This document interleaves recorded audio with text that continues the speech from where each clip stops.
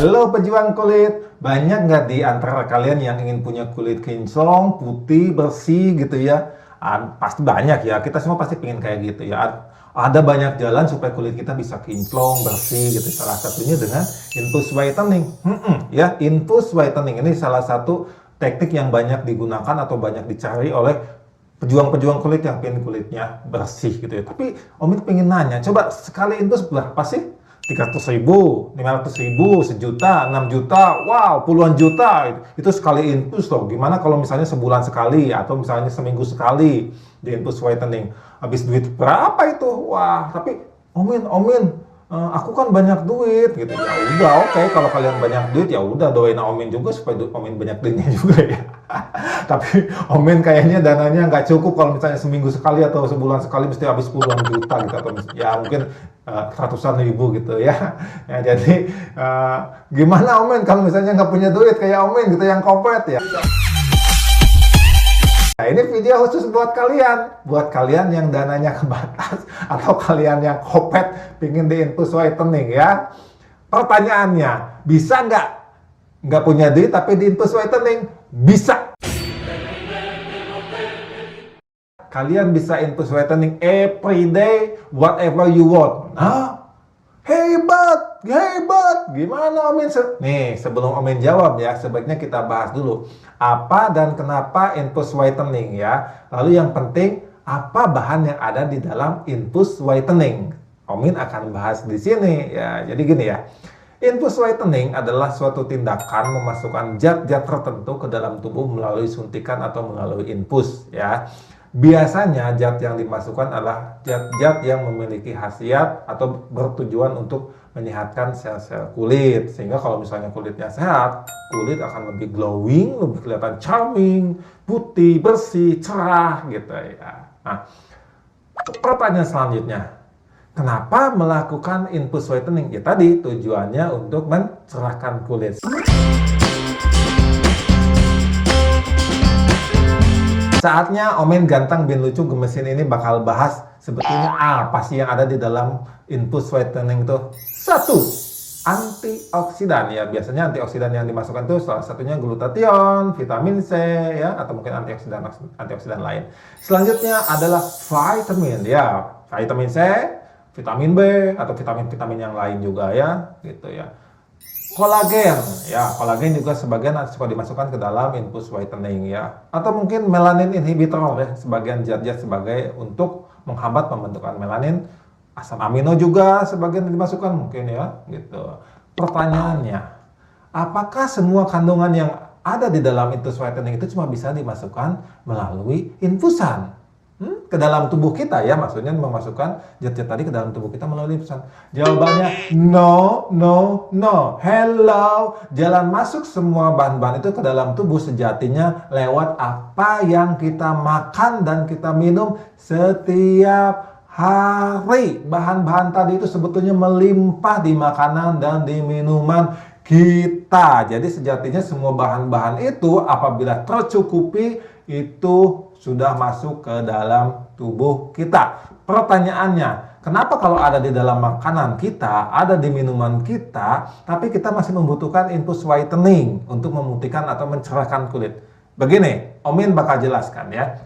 Yang namanya perubahan pola hidup, pola makan, seiring perkembangan zaman, kadang-kadang menjadi kualitas atau kuantitasnya menjadi tidak baik atau tidak cukup. Sehingga zat-zat yang tadinya ada di dalam makanan itu tidak cukup banyak atau tidak adekuat masuk ke dalam tubuh kita. Efeknya apa? Efeknya tubuh kita mengalami defisiensi atau ketidakcukupan zat-zat tersebut. Sehingga nanti memiliki gejala kulit yang nggak sehat atau penyakit-penyakit yang lain, contoh jantung, tensi, dan segala macam. Ya. Nah, untuk memenuhi kebutuhan-kebutuhan itu yang dibutuhkan oleh sel-sel kita, gitu. Apakah kalian mau membayar mahal-mahal melalui infus whitening yang belum tentu kandungannya itu selengkap makanan apa yang kita makan? Atau pilihan kedua, kita robah mindset kita, robah pola makan kita sehingga menjadi lebih sehat, lebih bergizi, sehingga zat-zat yang dibutuhkan oleh sel-sel tubuh kita, terutama dalam hal ini kulit kita itu akan tercukupi. Betul nggak apa yang Om Min bilang? Ya, dengan kata lain, kalau kita bisa memenuhi kebutuhan gizi yang dibutuhkan oleh sel-sel kulit kita, itu sama aja dengan kita melakukan infus whitening setiap hari gratis. Tis, tis, tis.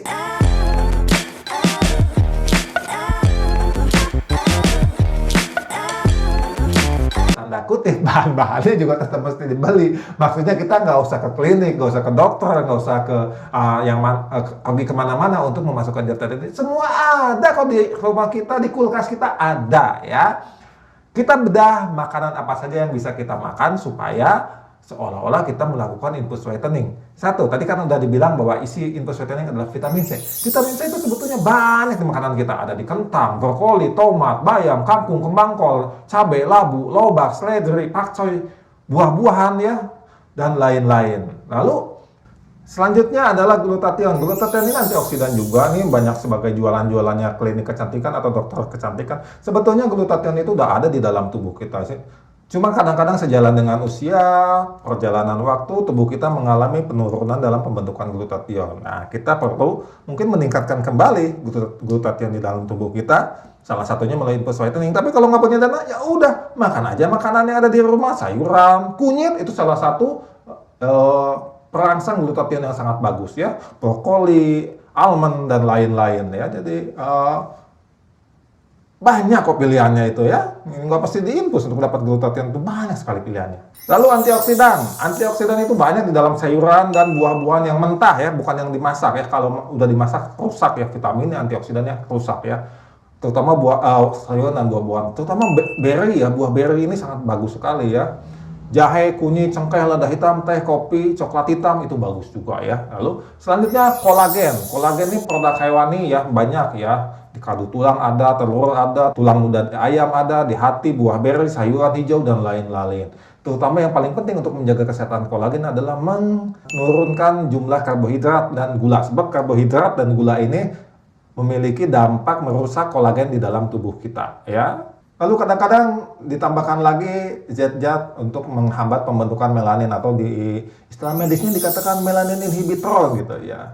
Sebetulnya untuk menjaga keseimbangan pembentukan melanin itu ada hubungannya dengan hormonal ya. Jadi kalau misalnya hormonal kalian seimbang, hormonal kalian baik, itu akan menjaga supaya melanosit yang membentuk melanin ini tidak hiperaktif untuk membentuk melanin. Jadi kalian tetap mesti menjaga pola makan yang baik, pola hidup yang sehat. Itu akan menjaga keseimbangan hormonal kalian sehingga kalian nggak perlu lagi masukin lagi melanin inhibitor segala macam ke dalam tubuh kalian. Ini Om Min kasih tahu ya bahwa sekuat apapun skincare kalian, pemutih kulit kalian, pencerah kulit kalian, kalau hormon kalian kacau balau, sulit sekali bisa kembali menjadi kinclong kulitnya. Sebab hormon itu sangat ngefek banget ke dalam respon melanosit membentuk melanin ya. Gitu. Contohnya pada KB juga, KB ada efeknya juga ya, hamil juga ada efeknya gitu ya. Lalu tidak lupa juga lemak jenuh. Lemak jenuh ini juga membantu merangsang pembentukan melanin di dalam kulit ya. Jadi kalau bisa hindari lemak-lemak jenuh. Selanjutnya ada lagi yang menambahkan dengan asam amino. Asam amino itu protein ya, bahan dasar protein ya. Bisa berupa nanti akan diubah menjadi peptide atau protein. Nah, kalau misalnya itu ya udah kalian makan dong sumber protein, daging ya, ikan, ayam, telur gitu ya, kacang-kacangan. Nah, itu protein semua, itu sumber asam amino ya. Oke, jadi bagaimana dengan porsi makanannya atau jumlah makanannya? Bagaimana sih Om Min jumlah makanan yang tepat supaya kulit kita atau badan kita itu sehat? Nih, Om Min ini udah lihat-lihat searching ya. Om Min udah lihat-lihat di buku, buka-buka buku, buka-buka bantal, buka-buka celana. Kesana aja.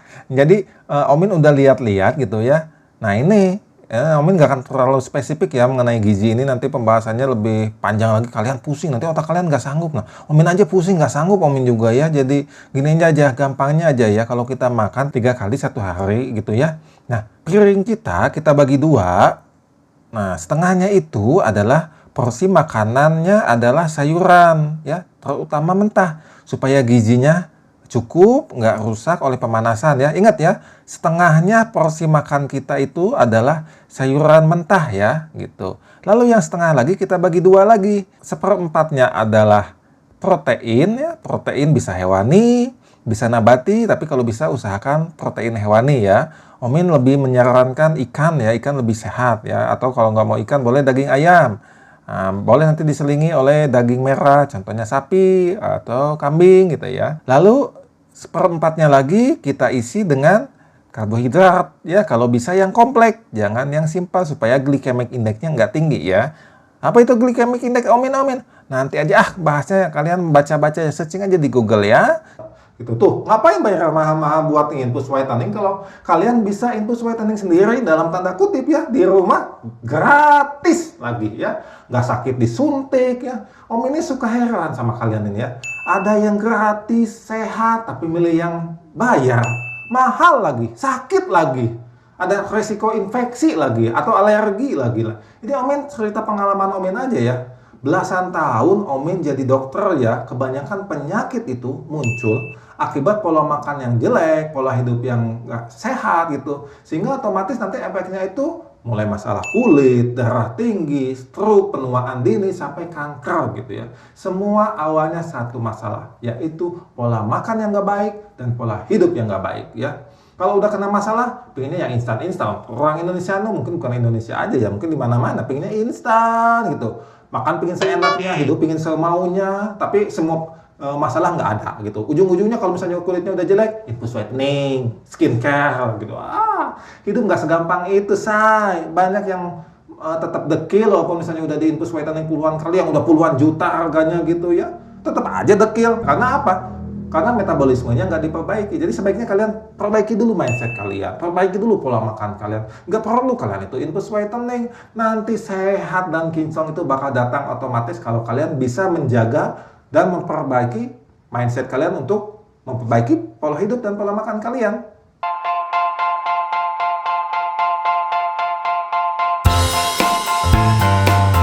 Kita bisa infus whitening gratis di rumah, free, no sakit, no pain, aman.